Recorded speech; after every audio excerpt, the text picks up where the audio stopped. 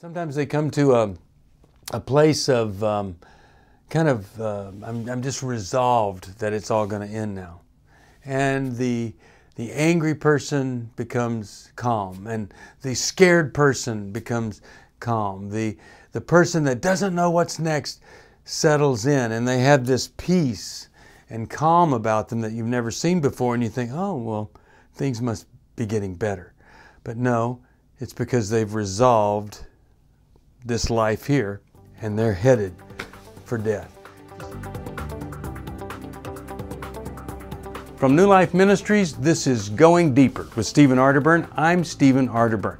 And Going Deeper is all about taking the tough issues, the hard issues of life, looking a little bit deeper inside so that we can gain some insight into our lives.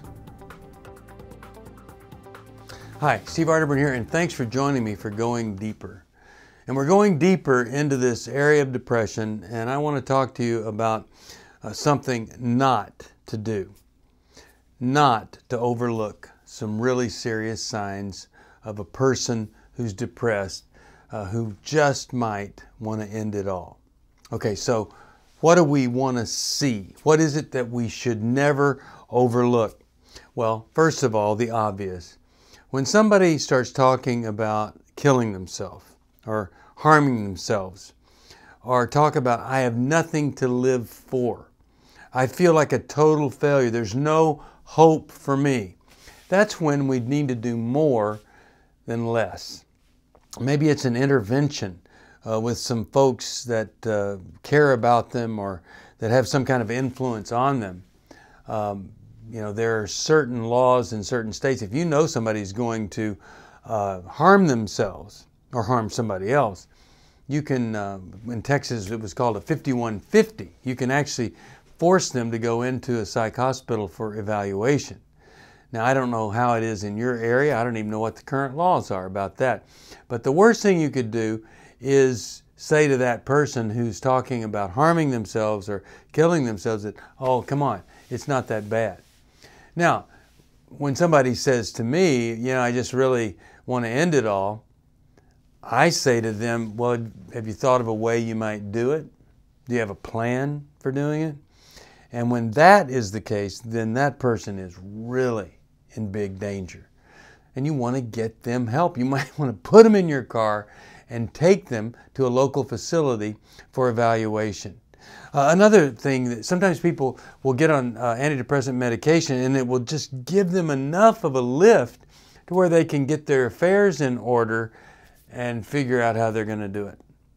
So if somebody's saying, I think I'd really like to give this car of mine to the local church or whatever, and you just go, what? You're going to need a car? Well, maybe that person's thinking they're not going to need a car because they're thinking about ending their lives. Some people, they want to end their life, and so they start doing very dangerous things. We've all heard of suicide by a police officer, which means they go out, they do something, wave a gun in front of a police officer, wanting that person to shoot them and kill them, and that's their means of suicide.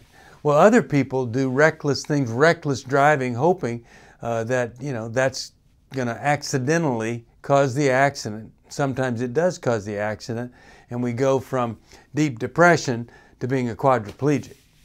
But I can remember when I was growing up in high school, the local clothing store owner, when that store wasn't doing well, he got in his big old Cadillac and hit the middle of an overpass, going about 120 miles an hour, they said. That's how he ended it.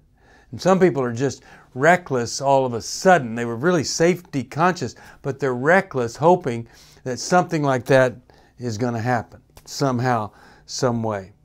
Another thing that you might hear them be is just preoccupied with death.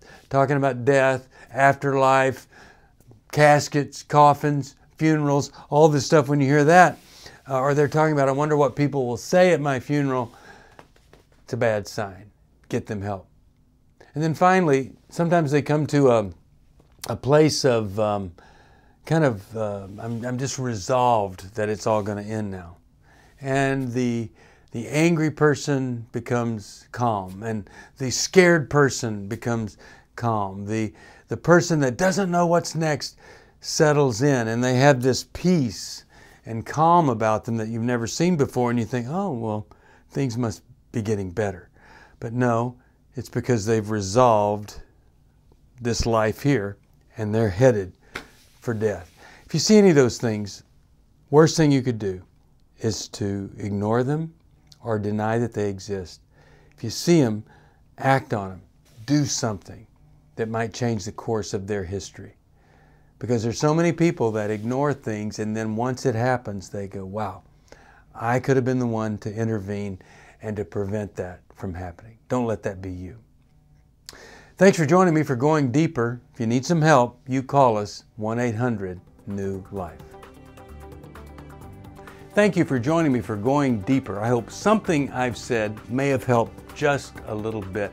If you have a question you'd like me to answer or comment, just email me at stevesocial@newlife.com. I'll see you next time. If you want to support Going Deeper with Stephen Arterburn, be sure to subscribe so you never miss another episode. And if you know someone who would benefit from this episode, be sure to share it with them.